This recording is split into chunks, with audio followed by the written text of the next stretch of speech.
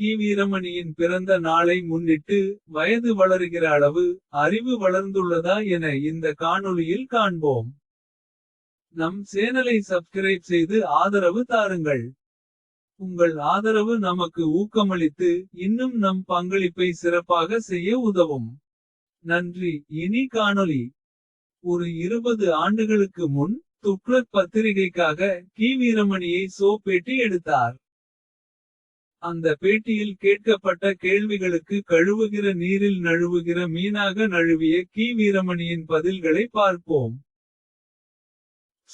கிறிஸ்தவர்களிடையிலோ முஸ்லிம்களிடையிலோ கடவுளை நம்புகிறவர்கள் வணங்குகிறவர்கள் இருக்கும்போது அவர்களும் முட்டாள்கள் காட்டுமிராண்டிகள் அயோக்கியர்கள்தானா? கி. வீரமணி மூட்டிவிட வேண்டும் என்பதற்காக நீங்கள் கேட்டாலும் சரி. மூட்டிவிட வேண்டும் என்பதற்காக அல்ல, உங்களிடமிருந்து ஒரு கமிட்மெண்ட் வேண்டும் என்பதற்காகத்தான். கி. வீரமணி நீங்கள் எதற்காக கேட்டாலும் சரி, தத்துவம் அதுதானே. நீங்கள் நேரடியாகச் சொல்ல மாட்டேன் என்கிறீர்கள். கி. வீரமணி நேரடியாகச் சொல்ல நான் தயார். ஆனால் நீங்கள் எதற்காக கேட்கிறீர்கள் என்பதை புரிந்து கொண்டு நான் சொல்கிறேன் என்பதை நீங்கள் தெரிந்து கொள்ள வேண்டாமா? இது கூடவா எனக்கு புரியாது? கி. வீரமணி நீங்கள் கேட்க வேண்டிய அவசியமே இல்லையே. நாங்கள் சொல்வது தெளிவாக இருக்கிறதே. அதன் அர்த்தமே அதுதானே. நீங்கள் இந்து மதத்தை பற்றியே அடிக்கடி பேசுவதால் இந்த சந்தேகம் வருகிறது. நான் உங்களிடம் மிகவும் வெளிப்படையாக கேட்டுக்கொண்டிருக்கிறேன். முஸ்லிம்களும் கிறிஸ்தவர்களும் கடவுளை நம்பினால் பரப்பினால் வணங்கினால் அவர்களும் காட்டு மிராண்டிகளா? முட்டாள்களா? அயோக்கியனா என்பதுதான் என் நேரடியான கேள்வி. கி. வீரமணி கடவுளை நம்புகிறவர்கள் யாராக இருந்தாலும் என்ற அடிப்படையில் நீங்கள் கேட்டிருக்கலாம். நீங்கள் குறிப்பிட்டு கேட்பதன் நோக்கம் என்ன? நீங்கள் குறிப்பிட்டுச் சொல்லாதது தான் நான் குறிப்பிட்டு கேட்பதற்கு காரணம். கி. வீரமணி நாங்கள் தான் தெளிவாகச் சொல்கிறோமே, இதன் மூலம் எங்களுக்கும் அவர்களுக்கும் சண்டையை உண்டாக்கிவிட உங்களால் முடியுமா என்ன? இதில் நாங்கள் ஒன்றும் பயப்பட வேண்டிய அவசியமே இல்லை. எங்களுக்கு தயவு தாட்சண்யம் கிடையாது. யாராக இருந்தாலும் எங்கள் கருத்து இதுதான். இதை தெளிவாக தெரிந்து கொண்டு தானே அவர்களும் நாத்திகர்கள் என்றால் இப்படிப்பட்டவர்கள் அப்படிப்பட்டவர்கள் என்று சொல்கிறார்கள் என்ற கி. வீரமணி கடைசிவரை பதிலை மட்டும் தரவே இல்லை. பேட்டி வெளிவந்த இந்த 20 ஆண்டுகளில் கி. வீரமணியின் பகுத்தறிவில் ஏதேனும் மாற்றம் வந்துள்ளதா என பார்த்தால் இல்லை என்று தான் சொல்ல வேண்டும். கோவில் சுவர் இடிந்து விழுந்தால் அம்மனின் சக்தி எவ்வளவு தான் என எந்த கடவுளின் பெயரால் அந்த கோவில் உள்ளதோ அந்த கோவிலுக்கான கடவுளின் பெயரை சொல்லி அவரின் சக்தி இவ்வளவு தான் சொல்லுகிற கி. வீரமணி பத்திரிகையின் பகுத்தறிவு.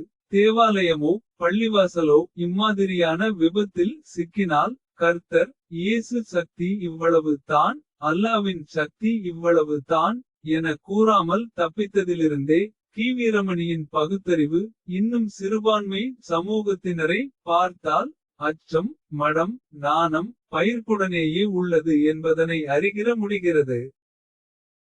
ஆக கி. வீரமணிக்கு வயது தான் வருடா வருடம் ஏறுகிறதே தவிர அறிவில் எந்த மாற்றமோ வளர்ச்சியோ இல்லை. ஆளும் வளரணும் அறிவும் வளரணும் என்கிற பாடலுக்கு அர்த்தம் தெரியாமலே வாழ்ந்து வருகிறார் கி. வீரமணி. நம்மை பொறுத்தவரை கி. வீரமணி எல்லா மதத்தினரையும் திட்ட வேண்டும் என்றெல்லாம் எதிர்பார்க்கவில்லை. பிற மதங்கள் மூடநம்பிக்கையை பரப்பட்டும் பெண்ணடிமைதனத்தை வளர்க்கட்டும் அவை எல்லாம் காலம் செல்ல செல்ல நீர்த்து போய்விடும். ஐரோப்பா நாடுகள் கிறிஸ்தவத்தை கைவிட்டுவிட்டன. பல்வேறு இஸ்லாமிய நாடுகளே இதுநாள் வரை பூட்டி வைத்திருந்த விலங்கினை உடைத்து சுதந்திரத்தை பெண்களுக்கு தரும்போது எங்கும் அடிமைத்தனம் விலகும். அதனால் மத உள்விவகாரங்களில் தலையிட வேண்டிய அவசியமில்லை. ஆனால் பகுத்தறிவாதிகள் என சொல்லி கொள்கிற கி. வீரமணிக்கு சிறுபான்மை சமூக விஷயத்தில் செய்ய வேண்டிய வேலைகள் என சில கடமைகள் உள்ளன. அதை செய்து தான் ஆக வேண்டும். அதை செய்யாவிட்டால் அவர் பகுத்தறிவாதியே கிடையாது. தன்னை பகுத்தறிவாதி என அவர் தம்பட்டம் அடிப்பதால் தான் இதை செய்ய வேண்டும் என்று கூட எதிர்பார்க்கிறோம்.